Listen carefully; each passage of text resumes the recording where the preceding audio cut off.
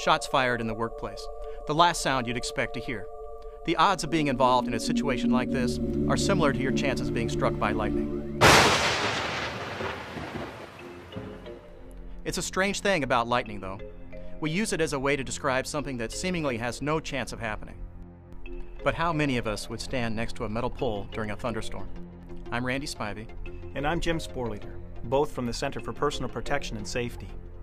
Even though the possibility of being involved in an active shooter situation is very remote, the consequences are so potentially catastrophic that it makes good sense for you to spend some time thinking and preparing for it. On any given day, chances are lightning will strike someone somewhere. And during any given month or year, the reality is an active shooter will strike somewhere in a workplace. If that somewhere is your workplace, you'll need the proper mindset and the tools necessary to react with purpose and to maximize your chance of survival.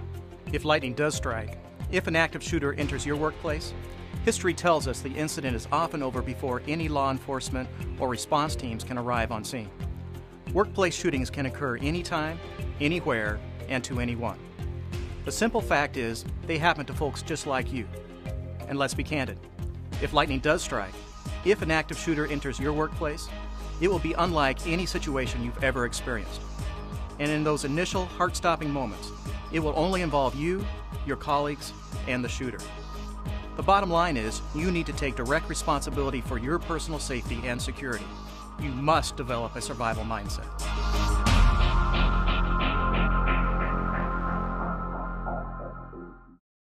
Survivors are committed to doing whatever it takes. They've taken the time to ask themselves, what would I do if? We call those what-if questions. And they prepare themselves, both mentally and emotionally, to survive the outcome. In other words, they become stakeholders in their own safety and security. In studies of workplace and also school shootings, we know that many of these incidents are over in a very short period of time, 10, 15 minutes. You often will be the first line of defense in dealing with these particular issues. Your survival mindset is a protective shield comprised of awareness, preparation, and rehearsal. Awareness involves taking the time necessary to gain a basic understanding of an active shooter situation. Preparation is asking yourself the what-if questions that will enable you to develop effective response strategies. The last component, rehearsal, is practicing your plan.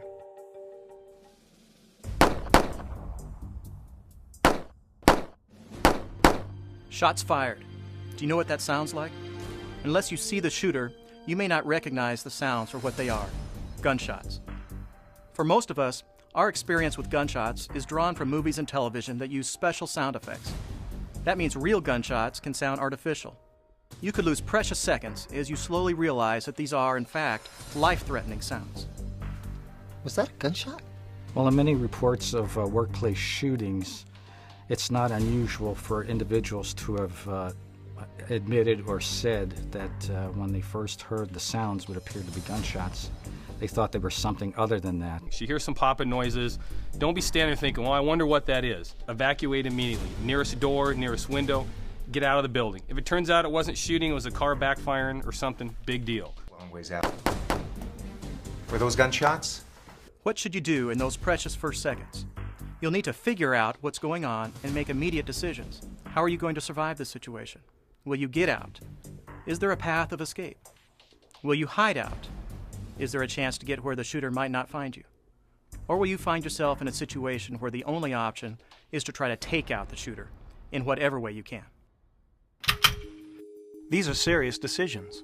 That's why the survival mindset is so important to develop. Research shows that there's a real difference between the reactions of people who've been trained to face stressful, life-threatening situations and those who have not. The first response is the same in both groups, startle and fear. But the reactions between the two begin to differ immediately after that.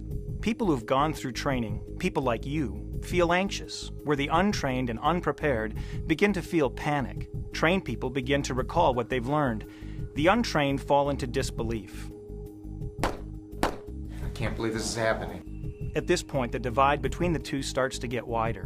While the untrained people are lost in denial, this can't be happening to me, the trained people are preparing to act just as they've rehearsed. We have got to get out of here. Finally, as the untrained descend into helplessness, the trained individual commits to action based on his survival mindset. A survival mindset enables you to act quickly and effectively. Let's go back to the foundation, awareness. When you get on a plane and the crew asks you to note the nearest exit, they're not trying to create fear.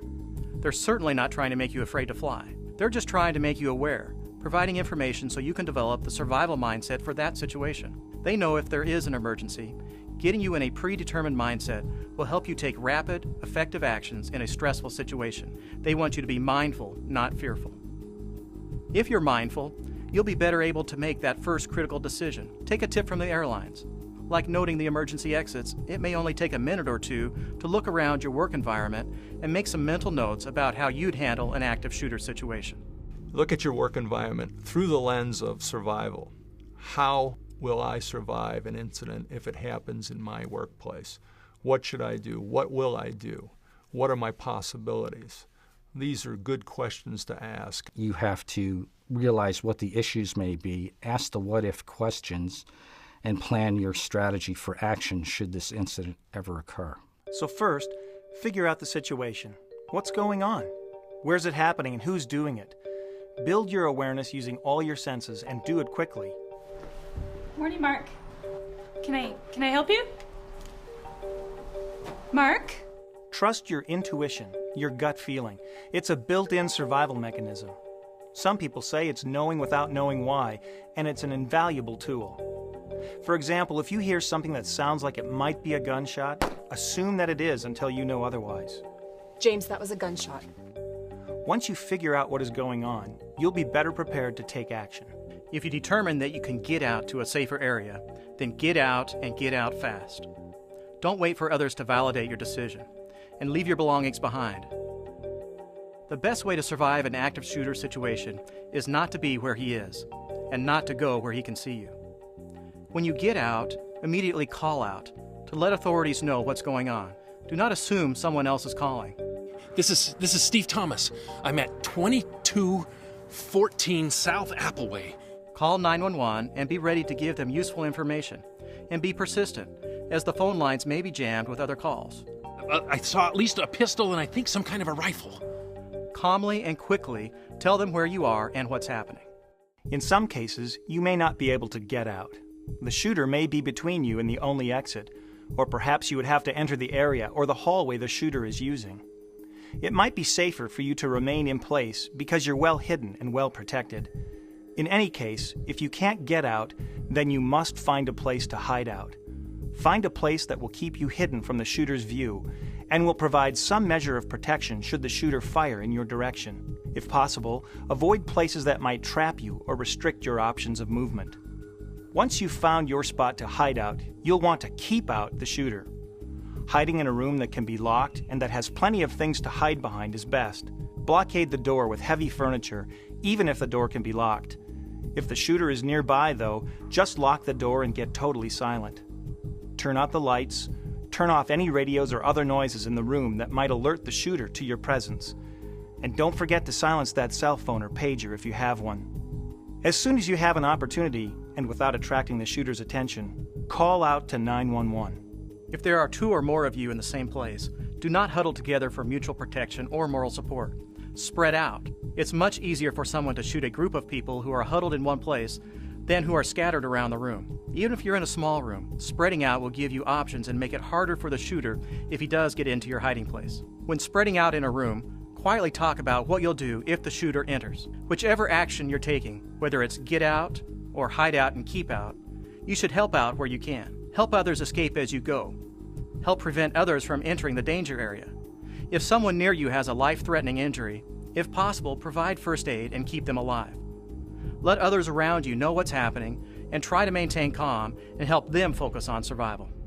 Keep in mind, as events unfold, you must continue to figure out what's happening so you can adjust your actions accordingly. Unfortunately, you may find yourself in the same room as the shooter, maybe even face to face.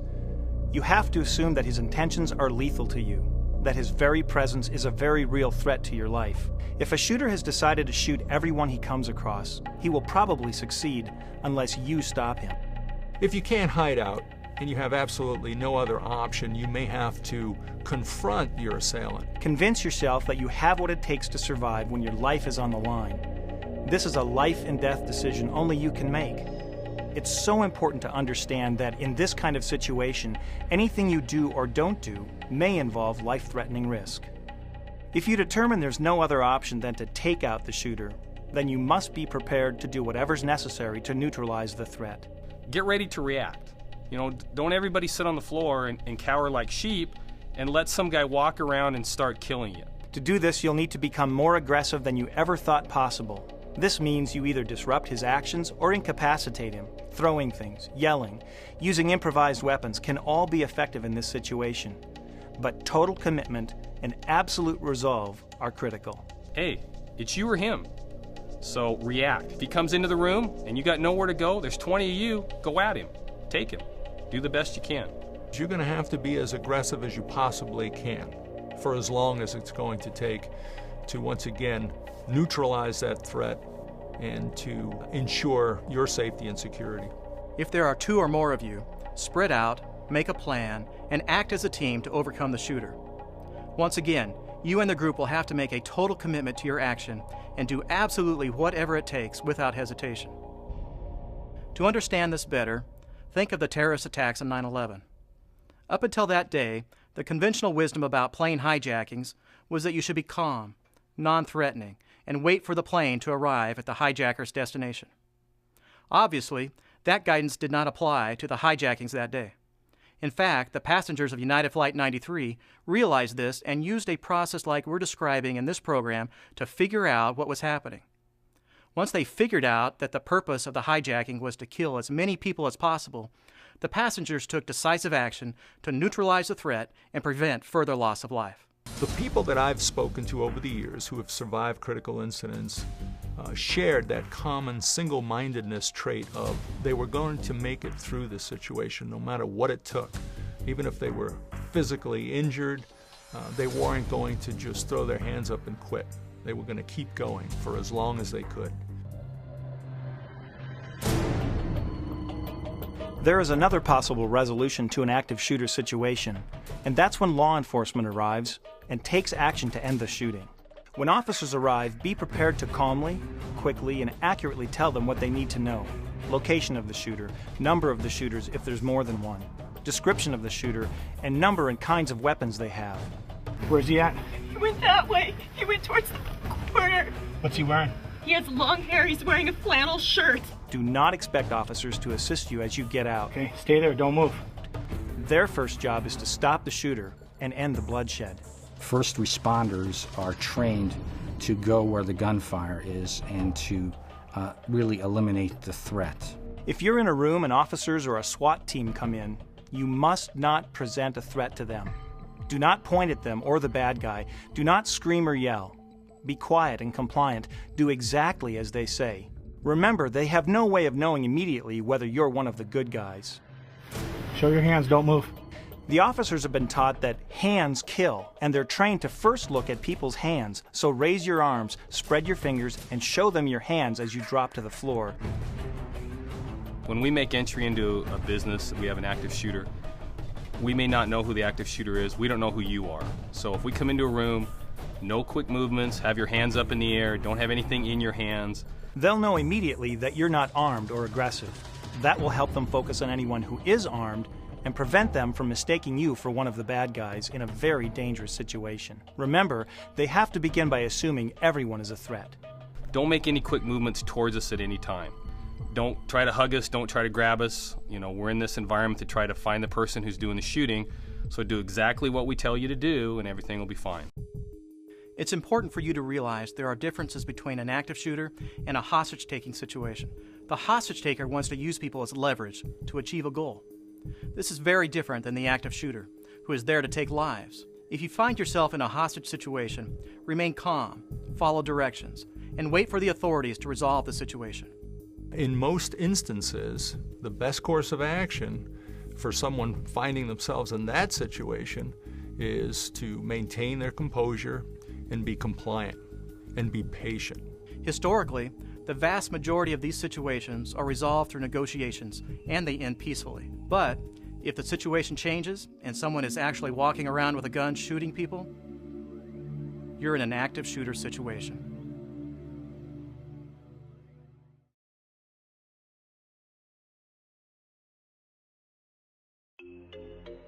The focus of this program has been on surviving an active shooter situation.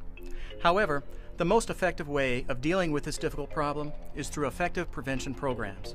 Interestingly, the same survival mindset we've been talking about today can sometimes prevent a situation from becoming violent in the first place.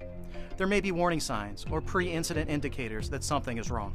We do see pre-incident indicators. We do see some behaviors that might suggest the possibility of eventual violence. And many of these workplace offenders oftentimes exhibit angry or argumentative behavior. They often blame others for their problems. They fail to take responsibility for their own actions. They're what we would call injustice collectors. They perceive every slight as a major issue that they have to take action upon. If you're suspicious about something or you really have an uncomfortable feeling, far better to report those types of observations and feelings than to just disregard them and hope that they're going to go away. Hopefully, your company already has a workplace violence program in place that provides specific guidance on how to maintain a workplace free from threats and violence. Well, certainly one of the major prevention issues when you look at workplace violence is creating an environment in the workplace where people are treated with dignity and respect. Take the time to listen to other people. Many times individuals that get involved in violent encounters are individuals that are very frustrated because no one has taken the time from their perception to listen to them. Remember, it's everyone's responsibility to keep the workplace safe. Shots fired, a sound you hope to never hear. But if lightning does strike, you'll always have a weapon, a survival mindset. You can survive.